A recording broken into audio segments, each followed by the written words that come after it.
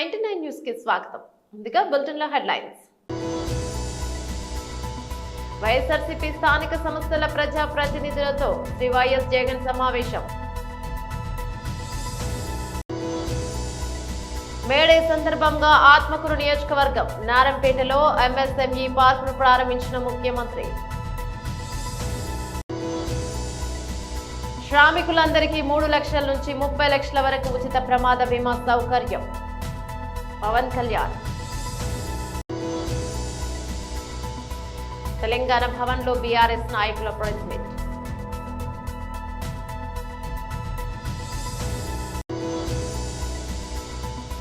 కేంద్ర మంత్రి బీజేపీ రాష్ట్ర అధ్యక్షుడు శ్రీ కిషన్ రెడ్డి న్యూఢిల్లీలో విలేకరుల సమావేశం. డీటెయిల్స్ చూస్తే వైఎస్ఆర్సీపీ స్థానిక సంస్థల ప్రజా ప్రతినిధులతో శ్రీ వైఎస్ జగన్ సమావేశం నిర్వహించారు. రాష్ట్రంలో ఇవాళ పరిస్థితులు ఎలా ఉన్నాయి అన్న సంగతి నాకన్నా కూడా మీకే బాగా తెలుసు. కలియుగంలో ఉన్నాము, రాక్షస రాజ్యంలో ఉన్నాము అని చెప్పడానికి ఈ రాష్ట్రంలో ఈ 12 నెలలు 11 నెలలు ఈ పాలన చూస్తే ఎవరికైనా కూడా ఇట్టే అర్థమవుతుంది. అంతటి దారుణమైన దుర్మార్గమైన పాలన మనం చూస్తూ ఉన్నాం. ఇలాంటి పరిస్థితుల్లో ఇలాంటి రెడ్ బుక్ పాలన జరుగుతూ ఉన్న, రాక్షసుల పరిపాలన చేస్తూ ఉన్న ఈ పాలనలో తెగువ చూపించి నిబద్ధతతో నిలబడి విలువలకు విశ్వసనీయతకు పెద్దపీట వేస్తూ రాజకీయాలంటే అయ్యా చంద్రబాబు నీ మాదిరిగా చేయడం రాజకీయాలు కాదు, ఎంపీటీసీలమైనా కౌన్సిలర్లమైనా మమ్మల్ని చూసి నేర్చుకో, ఇది రాజకీయం అంటే అని చెప్పి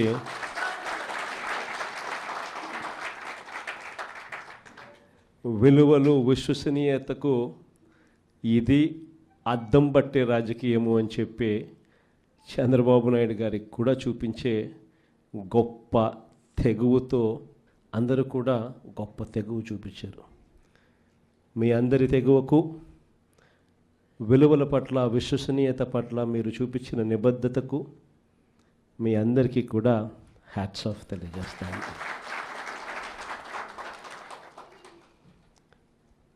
మన రాజకీయాలకు చంద్రబాబు రాజకీయాలకు మధ్య తేడా ఈ 12 నెలలు ఆయన పాలన చూస్తే చాలా తేడా కనిపిస్తుంది. అసలు రాజకీయాలు అన్నది ఒకవైపున మనల్ని చూసినప్పుడు రాజకీయాలు అటువైపున కనిపిస్తాయి.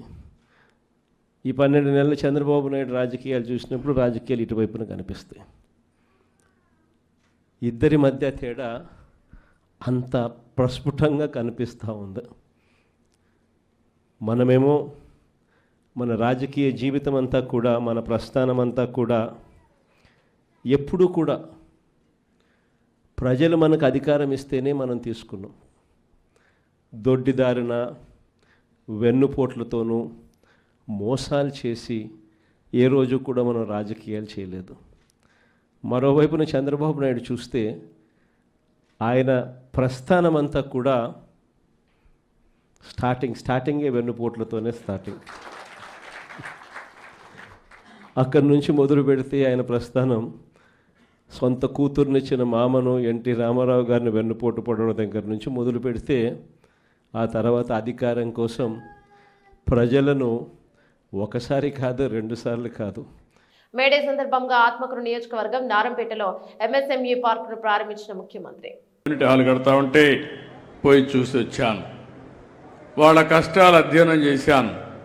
మంచి మధ్యాహ్నం కూడా ఎండలు విపరీతంగా ఉన్నాయి. ఇక్కడ కూర్చుంటేనే చెమట్లు పడుతున్నాయి.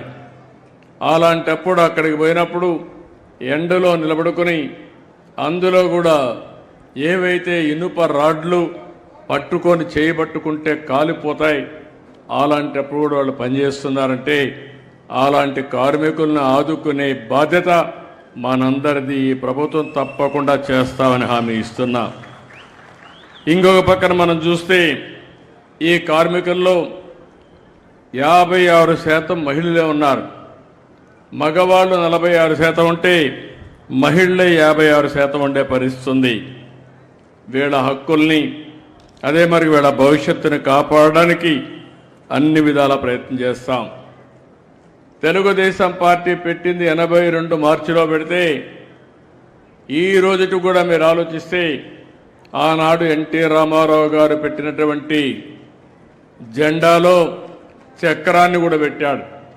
నాగలి, చక్రం, అదే మరి గుడిసె పేదవాడి కోసం గుడిసె పెట్టారు. నాగలి రైతు కోసం పెట్టారు. కార్మికుల కోసం చక్రం పెట్టిన ఏకైక పార్టీ భారతదేశంలో తెలుగుదేశం పార్టీ అని చెప్పి కూడా నేను మీకు తెలియజేస్తున్నా. ఈ ముగ్గురి కోసమే ఈ పార్టీ పనిచేస్తూ ఉంది. అదే స్ఫూర్తిదాయకంగా తీసుకొని ముందుకు పోతా ఉంది. ఈరోజు తెలుగుదేశం ప్రభుత్వం ఇంత మునుపు కూడా అనేక కార్యక్రమాలు చేశాం. ఈరోజు ఇక్కడ ఢిల్లీలో కూడా ఎన్డీఏ ప్రభుత్వం ఉంది. ఈరోజు ఎన్డీఏ ప్రభుత్వం ఎవరైతే కార్మికులు ఉన్నారో, కర్షకులు ఉన్నారో వారందరికీ న్యాయం చేస్తాం. 5 సంవత్సరాలు మీరు ఒక్కసారి ఆలోచిస్తే భవన నిర్మాణ కార్మికులు ఇసుక దొరకకుండా ఇష్టానుసారంగా వీళ్ళు పెత్తనం చేసి బ్లాక్ మార్కెట్లో అమ్ముకొని వేరే రాష్ట్రాలకు పంపించి వాళ్ళందరూ ఉపాధి కోల్పోయే పరిస్థితికి వచ్చారు. ఈరోజు నేను ఒకటే హామీ ఇచ్చాను, ఇప్పుడు కూడా చెప్తున్నాను, ఎక్కడైనా సరే ఇసుక ఫ్రీగా ఇచ్చాం. మీరు ఎక్కడైనా సరే మీ ఊర్లో ఇసుకుంటే మీరు స్వేచ్ఛగా తీసుకుపోయే స్వేచ్ఛ ప్రతి ఒక్కరికి మీకు ఇచ్చామని మరొక్కసారి విజ్ఞప్తి చేస్తున్నాను.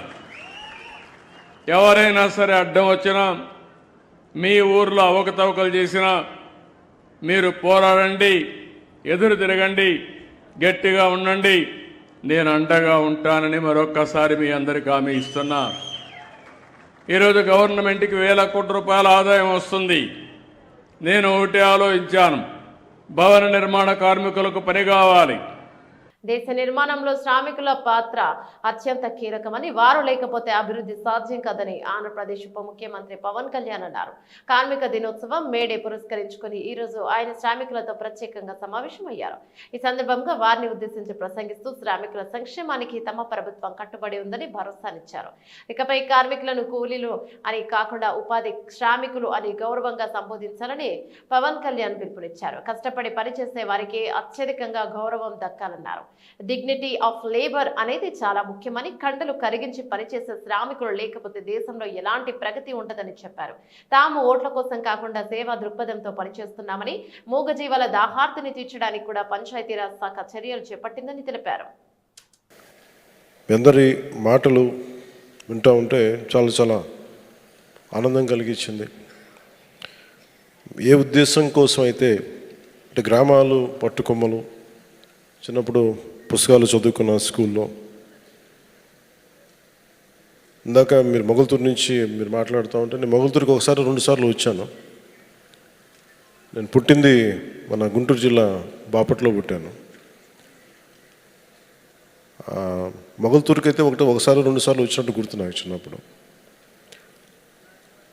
నాకు చిన్నప్పుడు ఉన్న 2 ఎకరాల పొలం అమ్మేసుకున్నాం, అంత 3 ఎకరాలు ఉండేది, అమ్మేసుకున్నాం అది ఇబ్బందులతోటి. సో నాకు ఎందుకు పల్లెటూళ్ళ మీద చాలా విపరీతమైన మమకారం, నాకు మామూలు ఇష్టం కాదు. నాకు గ్రామాలు బాగుండాలని నిరంతరం ఆకాంక్షించేవాడిని. అందుకే నేను ఒక 8 ఎకరాలు ఎప్పుడు ఒక పొలం కొనుక్కాను చాలా సంవత్సరాల క్రితం, దాదాపు ఒక 25 సంవత్సరాల క్రితం అనుకుంటాను.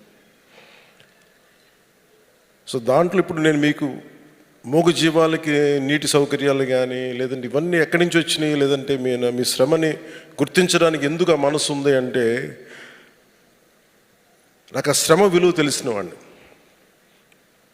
అంటే కండ కరిగించేవాళ్ళే కనుక లేకపోతే, రక్తం ధారపోసేవాడు లేకపోతే ఎత్తైన కట్టడాలు ఎన్నైనా కట్టలేం, పచ్చదనం ఉండదు, హరితహారాలు చేయలేం, లేదంటే గ్రీన్ రెవల్యూషన్స్ రావు. అందుకని ఎవరైతే శ్రమ పడతారో వారికి ముందస్తుగా ఇవ్వాల్సింది కూలీ అనే పదం కంటే కూడా వారిని శ్రామికుడు, ఈ దేశాన్ని నిర్మించే శ్రామికులు వీళ్ళు. అందుకని మొన్న మీటింగ్లో కూడా ప్రత్యేకించి ఈ రోజు నుంచి ముఖ్యంగా మీడియా వారికి కూడా విత్ ఇన్ డిపార్ట్మెంట్ మేమందరం చేస్తాం. ఈ కార్మిక దినోత్సవం సందర్భంగా మీరు ఉపాధి కూలీలు కాదు, మీరందరూ దేశ నిర్మాణంలో చెమటోడ్చి దేశం నిర్మాణం చేసే శ్రామికులు. అందువల్ల ఈ రోజు నుండి మిమ్మల్ని ఉపాధి శ్రామికులుగానే పిలుస్తాం.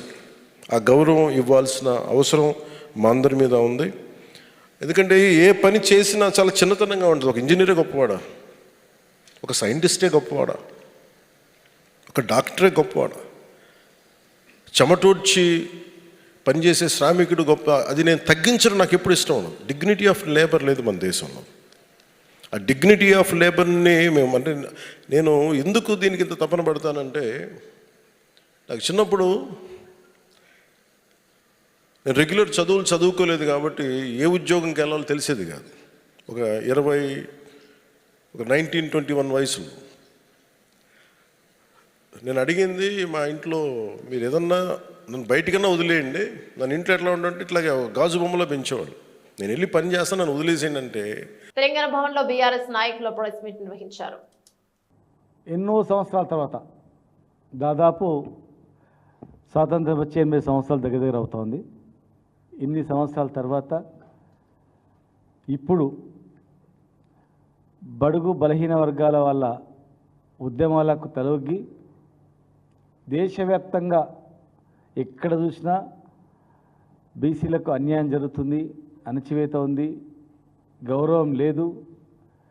చట్టసభలలో రిజర్వేషన్ రావాలంటే, స్థానిక సంస్థ రిజర్వేషన్ రావాలంటే అసలు వీళ్ళు లెక్క తేలాలి, ఎంతమంది ఉన్నారని లెక్కలేదు, మేము ఎట్లా అడగాలని అనేక బీసీ సంఘాలు, కుల సంఘాలు, చాలామంది ఎస్సీ ఎస్టీలు, ఓసీలో ఉన్నటువంటి వాళ్ళు కూడా చాలామంది, కొన్ని రాజకీయ నాయకులు కూడా ఖచ్చితంగా న్యాయం జరగాల్సిందే వాళ్లకు అని చెప్పి వాళ్ళందరి కోరిక మేరకు ఈరోజు ఒక నిర్ణయం తీసుకున్నందుకు మరి కేంద్ర నిర్ణయాన్ని స్వాగతిస్తూ వారికి మనస్ఫూర్తిగా కృతజ్ఞతలు మా పార్టీ తరఫున మేము కృతజ్ఞతలు తెలియజేస్తూ ఉన్నాం.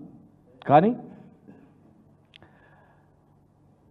ఇది కులగణనలో, జనగణనలో కులగణన పెట్టినము, ఇది గొప్పగా మేము చేసినాం బీసీలకు అని చెప్పి చేతులు దులుపుకుంటే కాదు. 11 సంవత్సరాల తర్వాత ఇప్పుడు దేశవ్యాప్తంగా ఇక్కడ బీఆర్ఎస్ పార్టీ ఆధ్వర్యంలో మేమందరం కూడా తమిళనాడు పోయి అక్కడ స్టడీ చేసి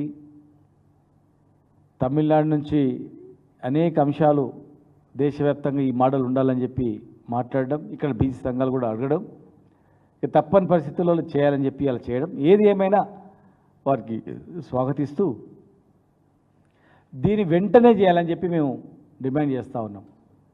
వెంటనే మొదలు పెట్టాలి. తర్వాత చట్టసభలో రిజర్వేషన్ కూడా జనాభా ప్రాతిపదిక మీద చట్టసభలు కూడా ఇమ్మీడియట్గా రిజర్వేషన్ కలిగించాలి. జనగణన చేసినా అయిపోయింది, ఇంత సంఖ్య ఉందని చెప్తే కాదు. మాకు కావాల్సింది గౌరవం దక్కాల్సింది చట్టసభలలో రిజర్వేషన్ వచ్చినప్పుడే, హక్కు వచ్చినప్పుడు మాత్రమే గౌరవం దక్కుతుంది. కనుక జనాభా ప్రాతిపదిక మీద విద్య, ఉద్యోగాల్లో రిజర్వేషన్ ఇవ్వాలి. రిజర్వేషన్ రాజకీయంగా చట్టసభలో కూడా 50% రిజర్వేషన్ ఇమ్మీడియట్ కలిగించాలి. 50% ఎప్పుడైతే విద్య, ఉద్యోగము, చట్టసభలో రిజర్వేషన్ కల్పిస్తారో, ఇమ్మీడియట్గా కలిగిస్తామని చెప్పి మీరు తీర్మానం చేస్తారో అప్పుడు. కేంద్ర మంత్రి మరియు బీజేపీ రాష్ట్ర అధ్యక్షుడు శ్రీ కిషన్ రెడ్డి న్యూఢిల్లీలో విలేకరుల సమావేశం. కాంగ్రెస్ పార్టీ నరేంద్ర మోడీ గారి నేతృత్వంలో బీజేపీ అధికారంలోకి వచ్చిన తర్వాత అనేక రకాలుగా షెడ్యూల్ క్యాస్ట్, షెడ్యూల్ ట్రైబ్కి సంబంధించినటువంటి రాష్ట్రపతుల ఎన్నికలను కూడా వ్యతిరేకించిన విషయాన్ని ఈ సందర్భంగా మనవి చేస్తా ఉన్నాను. ఎస్సీ అయినటువంటి రామ్నాథ్ కోవింద్ గారు కానీ, ఎస్టీ మహిళ అయినటువంటి శ్రీమతి ద్రౌపది ముర్ము గారి యొక్క అభ్యర్థిత్వాలను వ్యతిరేకిస్తూ పోటీ చేసిన విషయాన్ని ఈ సందర్భంగా మనవి చేస్తా ఉన్నాను. ముఖ్యంగా నరేంద్ర మోడీ గారి ప్రభుత్వము ఎస్సీ కేటగరైజేషన్ అనేక సంవత్సరాలుగా గత 40-50 సంవత్సరాలుగా పెండింగ్లో ఉన్నటువంటి సమస్యకు పరిష్కార మార్గం కనుగొనే దిశలో కేంద్ర ప్రభుత్వం తన వైఖరిని సుప్రీంకోర్టులో స్పష్టంగా విన్నవించిన తర్వాత ఈరోజు ఎస్సీ కేటగరైజేషన్కు మార్గం సుగమమైంది. స్వాతంత్రం వచ్చిన తర్వాత మొదటిసారి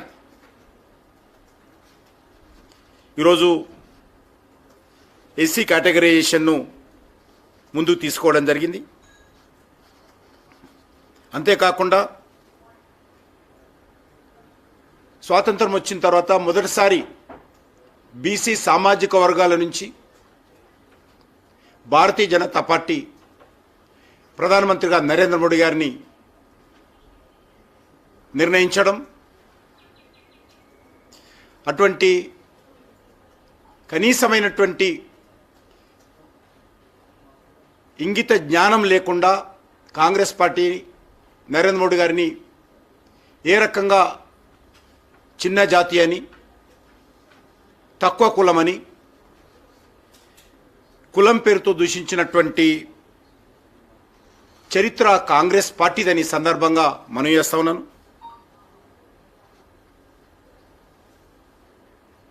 కాంగ్రెస్ పార్టీ మొదటి నుంచి కూడా బీసీల పట్ల మొసలి కన్నీరు కార్చడమే తప్ప చిత్తశుద్ధితో వెనుకబడిన వర్గాలకు అభ్యున్నతి కోసం ఏనాడు కూడా పని చేయలేదనే విషయం అందరికీ తెలుసు.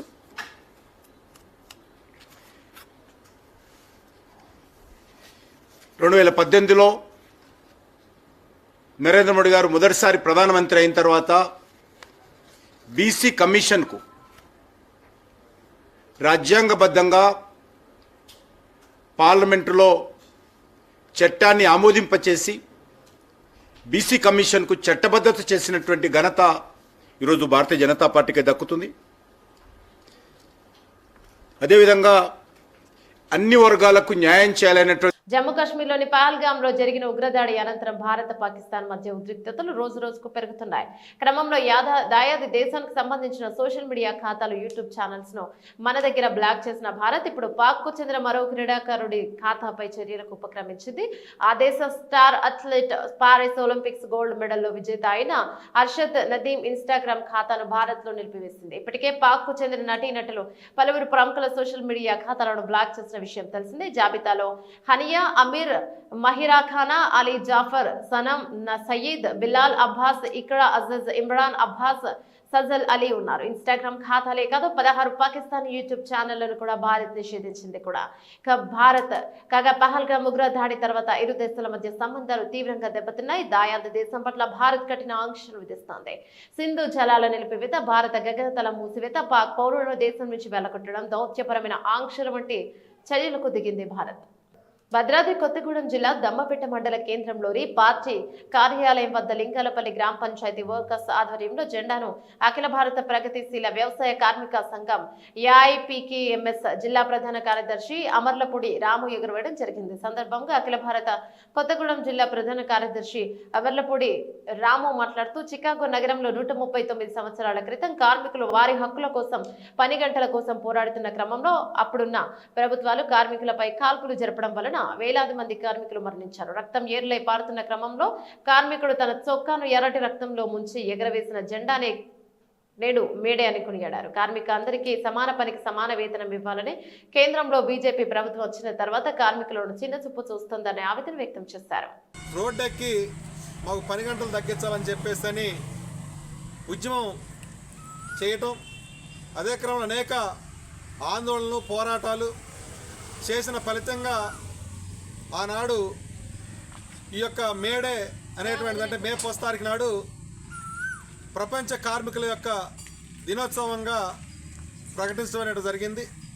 ఆనాటి నుంచి ఈనాటి వరకు కూడా వివిధ రూపాల్లో ఉన్నటువంటి కార్మికులు, పరిశ్రమలో పనిచేస్తున్నటువంటి వాళ్ళు, వీళ్ళందరికీ కూడా ఇది ఒక పండగ వాతావరణంతో ఈ యొక్క మేడే కార్యక్రమాన్ని నిర్వహించుకుంటా ఉన్నారు. ఇది కార్మికుల యొక్క పండగ దినం.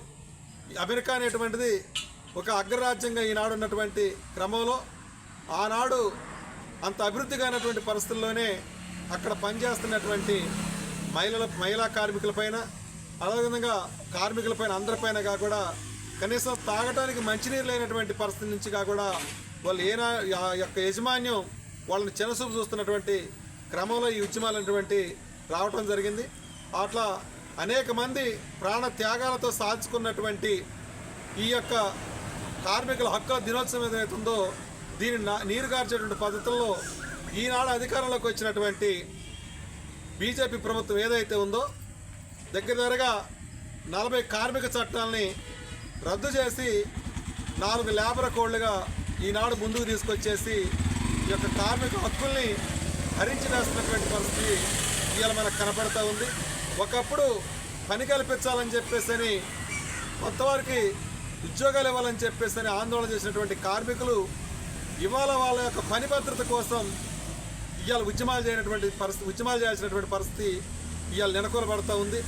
ఎందుకంటే ఒకప్పుడు కార్మిక హక్కులు ఉన్ననాడు కార్మికులందరిగా కూడా ఏకకంఠంతో ఇవాళ బయటకు వచ్చేసి మా జీతాలు పెంచాలని వాళ్ళ హక్కులు ఏవైతున్నాయో ఆ హక్కుల్ని అమలు చేయాలని చెప్పేసి ఈ ప్రభుత్వాల మీద ఆందోళన చేయటం, సమ్మెలు చేయటం వాళ్ళ హక్కుగా ఉన్నటువంటి ఈ సమ్మె హక్కునుగా కూడా ఈనాడు అధికారంలోకి వచ్చినటువంటి నరేంద్ర మోడీ ప్రభుత్వం ఇవాళ ఒకళ్ళు ఏమాత్రం కూడా హక్కులు లేవనేటువంటి పద్ధతుల్లో ఇవాళ కార్మికులపైన నిర్బంధాన్ని మోపుతున్నటువంటి దాంట్లో భాగంగానే ఇవాళ 40 లేబర్ కోడ్లని 40 కార్మిక చట్టాలు రద్దు చేసి 4 లేబర్ కోడ్లుగా తీసుకురావడం అనేటువంటిది జరిగింది.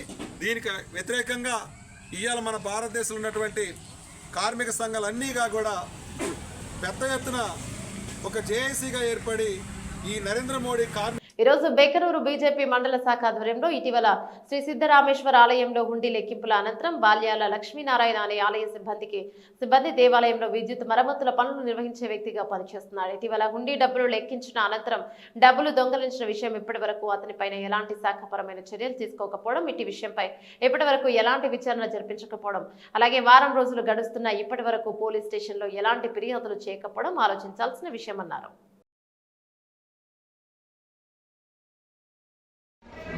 ఈరోజు బెకనూరు బీజేపీ మండల శాఖ ఆధ్వర్యంలో శ్రీ సిద్ధరామేశ్వర ఆలయంలో గతంలో జరిగిన హుండీ లెక్కింపులు అనంతరం డబ్బుల చోరీ విషయంలో ఇప్పటివరకు ఆలయ సిబ్బంది పైన ఈఓ కానీ ఆలయ సిబ్బంది ఎండమెంట్ శాఖ తరఫున కానీ ఎలాంటి చర్యలు తీసుకోకపోవడం, అలాగే ఈఓ గారికి మాట్లాడితే నేను నచ్చినంగా మాట్లాడతాను, నేను నచ్చినంగా చెప్తాను అంటూ ఈ సమస్యను సాగదీస్తున్నారు. కానీ అతనిపైన కానీ సిబ్బంది పైన కానీ ఇలాంటి శాఖపరమైన చర్యలు తీసుకోకపోవడం, ఇలాంటి చర్యలు గతంలో కూడా చాలా జరిగినాయి. అయినప్పటికీ సిబ్బంది పైన తగిన చర్యలు తీసుకోకపోవడంపై ఇలాంటి ఘటనలు పునరావృతం జరుగుతున్నాయి. ఇకపైనైనా ఇలాంటి సంఘటనలు జరగకుండా ఉండాలంటే ఆలయ సిబ్బంది పైన, ఇలాంటి పనులకు పాల్పడే వ్యక్తులపైన ఆలయ సిబ్బంది మరియు ఎండోమెంట్ డిపార్ట్మెంట్ తరఫున నుంచి శాఖపరమైన తగు చర్యలు, కఠిన చర్యలు తీసుకుంటే ఇలాంటి చర్యలు తగ్గుతాయి. అంటే ఇలాంటి పనులు ప్రవర్తన జరుగుతాయి. అలాగే ఆలయ భూములు కానీ ఆలయ సంబంధించిన ఆస్తులపైన కానీ ఎండోమెంట్ శాఖ కొంత దృష్టి సారించి వాటిని నిర్వీర్యం చేసే దృష్టిగా పోకుండా ఇక్కడ ఉన్న యువ గారు కానీ ఆలయ సిబ్బంది గారు కానీ ఎండోమెంట్ శాఖ కానీ తగు చర్యలు తీసుకుని ఎప్పటికప్పుడు ఆలయ ఆస్తులపైన ఒక నిఘా ఉంచి తగు చర్యలు తీసుకోవాలని ఈ సందర్భంగా బీజేపీ మండల శాఖ తరఫున మేము తెలియజేయడం జరుగుతుంది. బులెటిన్ ముగించే ముందు హెడ్లైన్స్ మరోసారి. వైఎస్ఆర్సీపీ స్థానిక సంస్థల ప్రజా ప్రతినిధులతో శ్రీ వైఎస్ జగన్ సమావేశం. మేడే సందర్భంగా ఆత్మకూరు నియోజకవర్గం నారంపేటలో ఎంఎస్ఎంఈ పార్కును ప్రారంభించిన ముఖ్యమంత్రి. శ్రామికులందరికీ 3 లక్షల నుంచి 30 లక్షల వరకు ఉచిత ప్రమాద బీమా సౌకర్యం పవన్ కళ్యాణ్. తెలంగాణ భవన్లో బీఆర్ఎస్ నాయకుల ప్రెస్ మీట్.